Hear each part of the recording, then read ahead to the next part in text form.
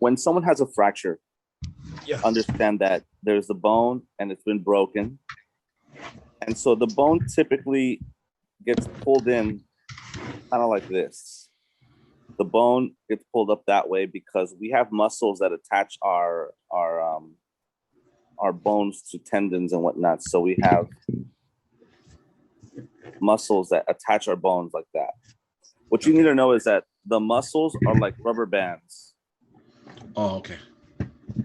And so they keep a certain degree of tension on our bones. Tension is like some force. When you have a fracture, like I'm showing you right here, the bone gets pulled up this way because the muscles are like rubber bands and they're pulling the bone. So understand that when you have a fracture, the bone digs into the other bone and it may cause damage to the muscles because the jagged edges of the bones right here, they may start cutting into the muscles. So what we need to do for this patient to alleviate the damages that the fracture is going to do, we need to pull that bone back this way. And so we have something called a traction device. Okay. And there's a couple of types of traction device. Today we're going to discuss, it's called Buck's traction. Okay. And we have Russell's traction.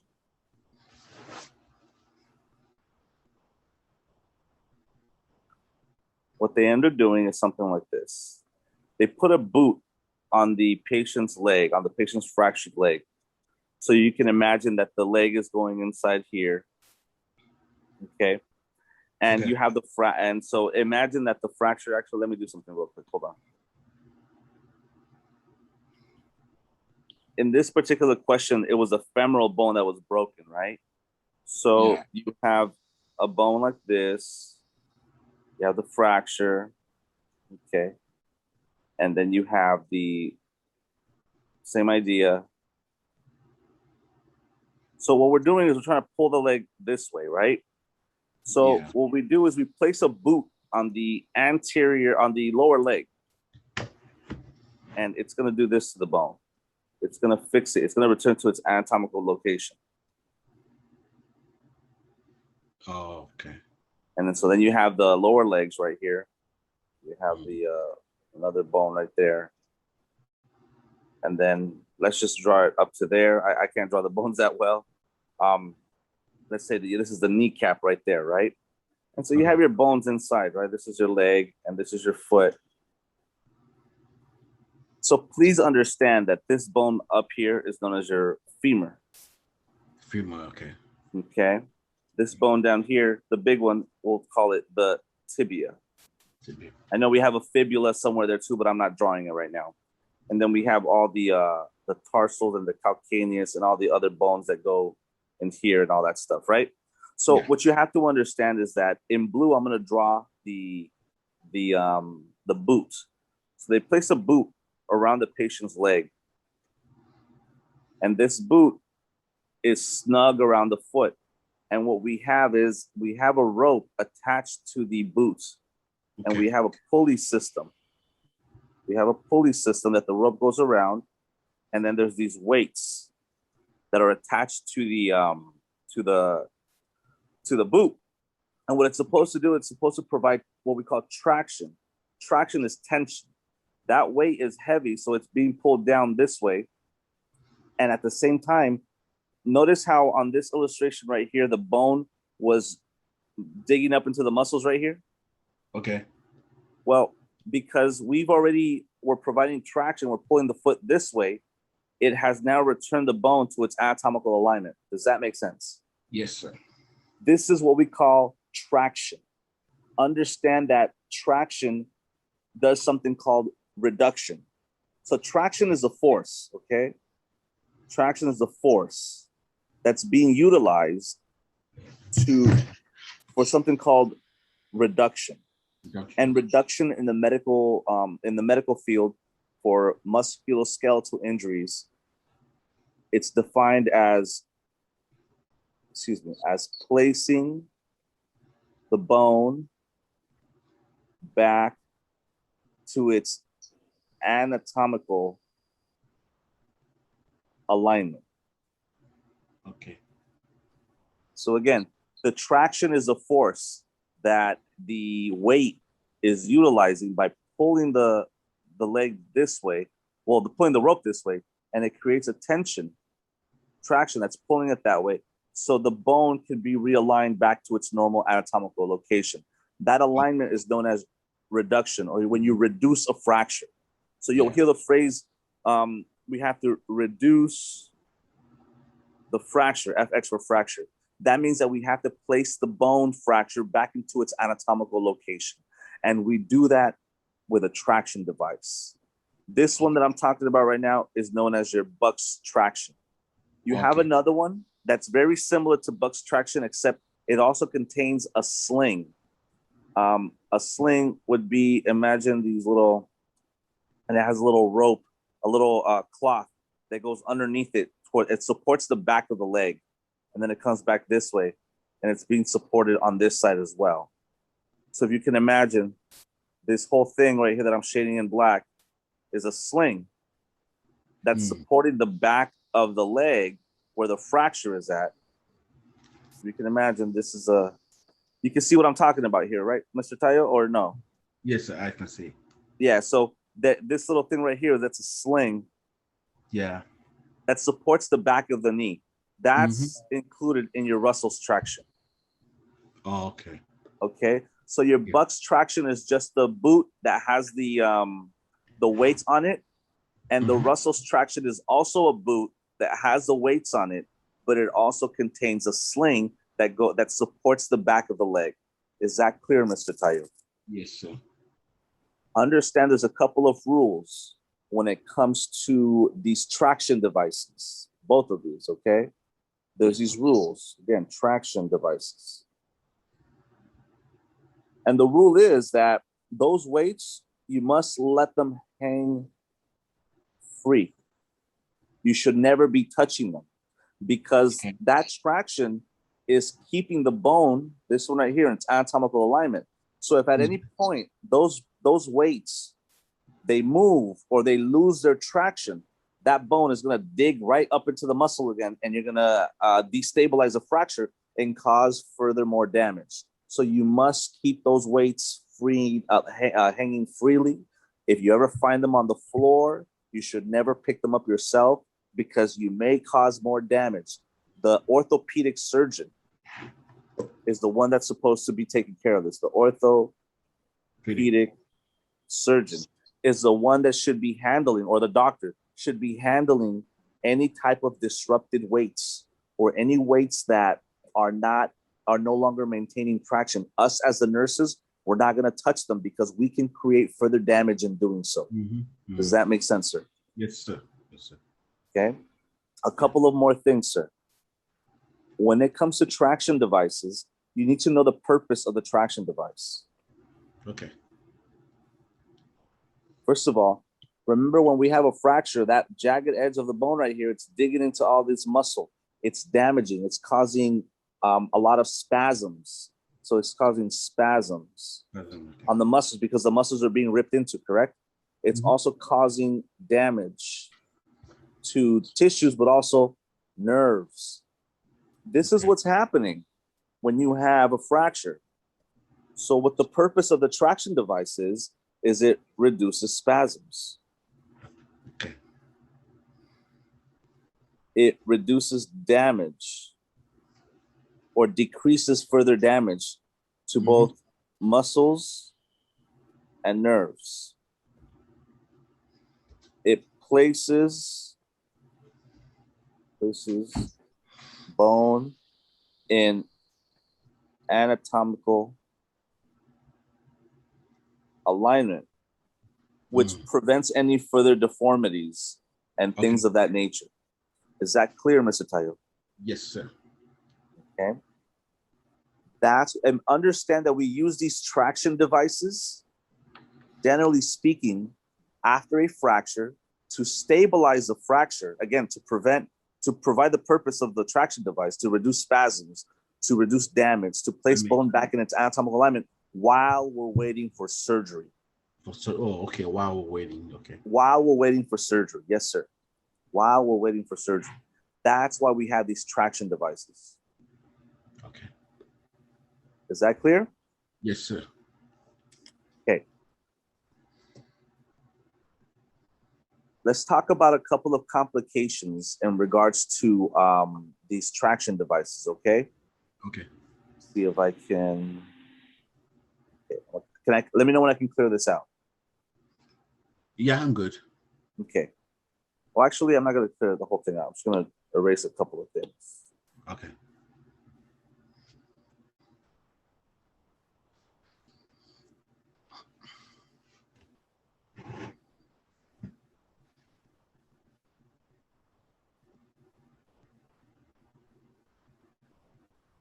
Okay.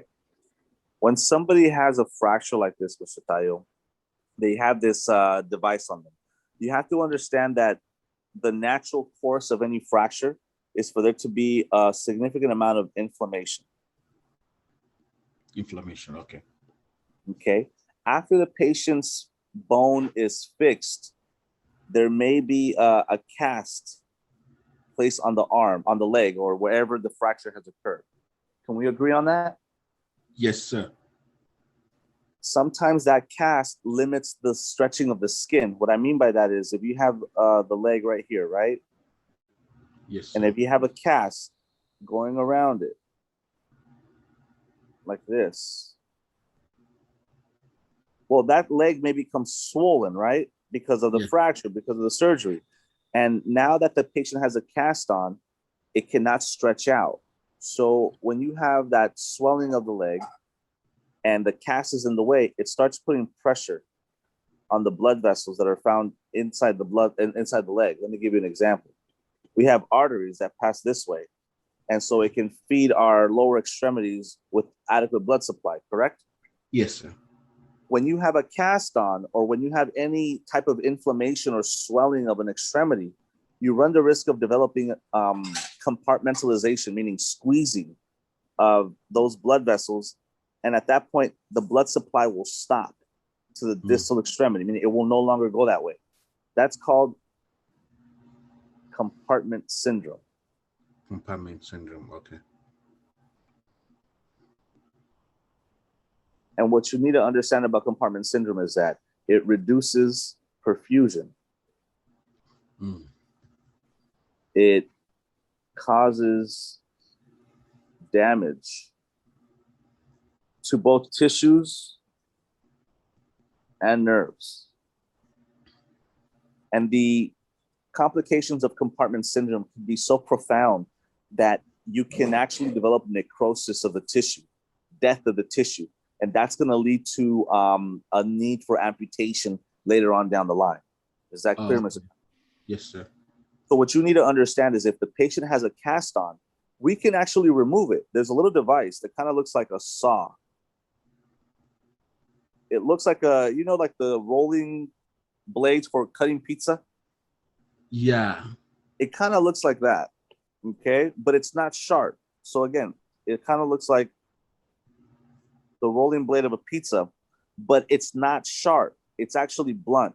What it does do is it vibrates a great deal. And as it vibrates, we can press it against the cast and it will cut into the cast, but it will not cut into the skin because it doesn't have blades. It's just blunt, but it is like a circle, like a little disc, but it's not sharp. It vibrates. And that's how we're able to cut through the casting without cutting the skin. Is that clear? Okay. Yes, sir.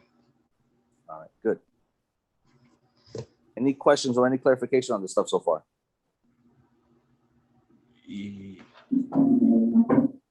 Yeah, I'm good, sir. You're good? Okay, cool. Let me talk about a couple more things real quick. Okay. You know, the surgical procedure, generally speaking, actually, sometimes when you have fractures, you don't need surgery. They just align the bones, hopefully adequately, and then they just put a cast on and you can't move the extremity for a certain amount of time, correct? Yeah. But that's only viable when you have a fracture to a bone that looks something like this, where there's just a fracture like that, or there's a fracture like that, meaning the bone is still intact. That's when you can place a cast. You can go ahead and get that cast on, and it will immobilize the extremity. But sometimes when you have fractures like these ones, those require surgery. So there's a particular surgical procedure known as an open reduction internal fixation. This is known as an ORIF procedure. Oh, okay. You've probably seen that before. Okay. If not, you will see it before again. Open reduction internal fixation. Let me know when you got that down. Okay. Okay. That means that in order for us to fix to, remember the word that we kept discussing, we said to reduce reduction. You know how reduction means to place the bone back to its anatomical alignment? Yeah. In order for us to have adequate reduction of the fracture, meaning place it back to where it's supposed to be, we have to do a surgical procedure and we have to cut into the patient's tissue. Let me show you what that looks like in just a bit. So when somebody has that type of fracture, we do, again, this open reduction internal fixation. That means that we cut into the tissue. We have a surgical procedure where we open up the skin. Okay. Yeah. Hold on. Excuse me.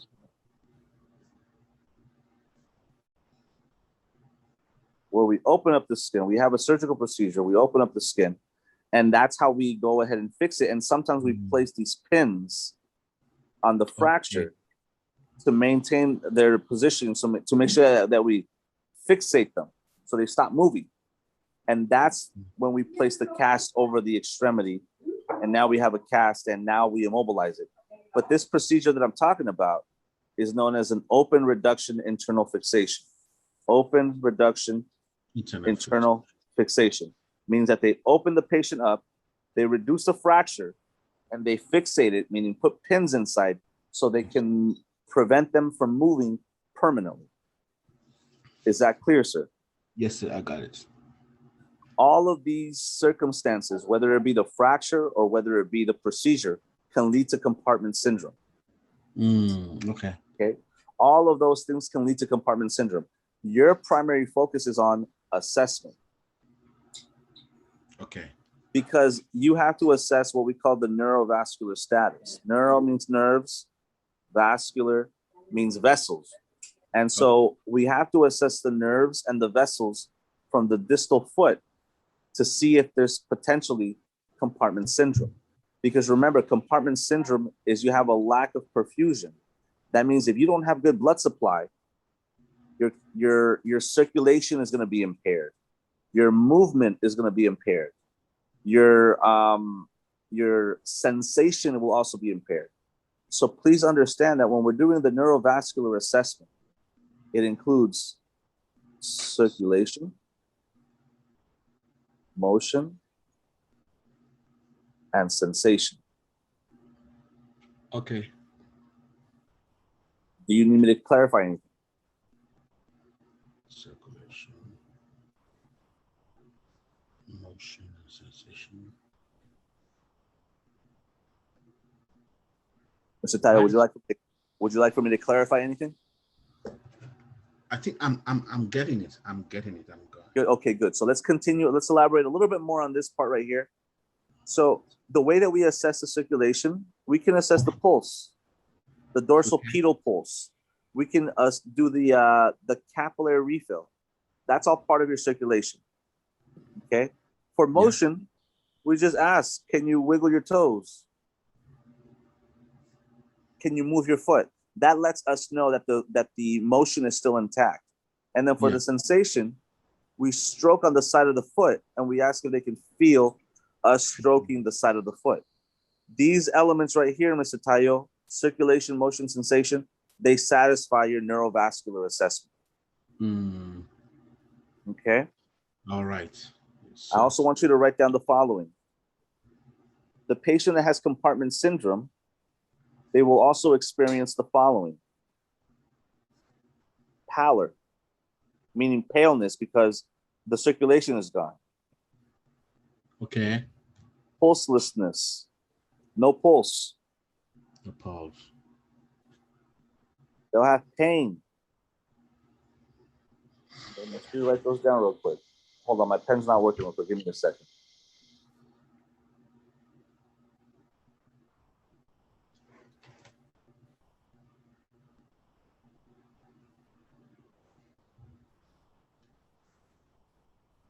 Okay, it's working out. Pain. You'll also have paresthesia. Okay. Do you know what paresthesia is? I think not right now. Paresthesia. No worries, no worries. I've had it. Paresthesia. Oh, I'll just tell you what it is. Okay. Do you know when you sit down and you cross your legs, and after a few minutes your legs fall asleep, and you feel that they feel numb and they feel tingly, Yeah. like pins and needles? Yeah. That's what paresthesia is. Okay. Okay. Okay. And then you have another. This is called poikilothermia. It's spelled Poikilo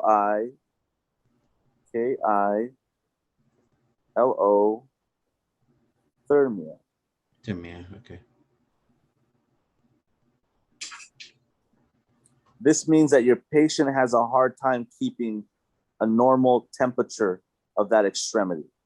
Poikilothermia means that there's abnormal temperature of the extremity, usually coldness, and then it gets hot, and that's all caused by an interruption in the neurovascular component of the patient's well-being.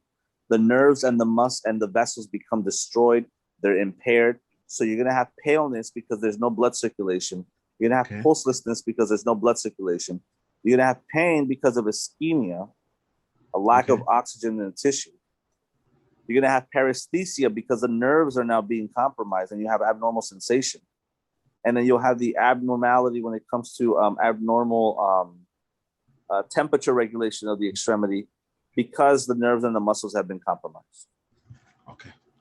This is sometimes known as the 5 Ps. Oh, okay. That's 5 Ps. 5 Ps.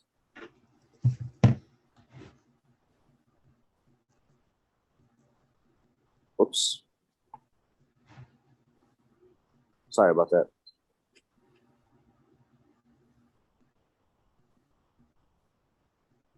There we go. Okay.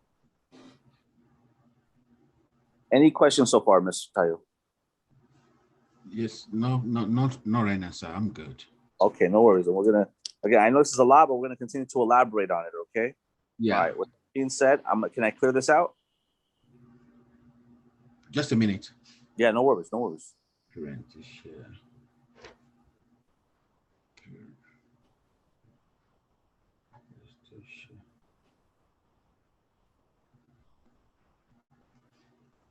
Poikilo. Tell me.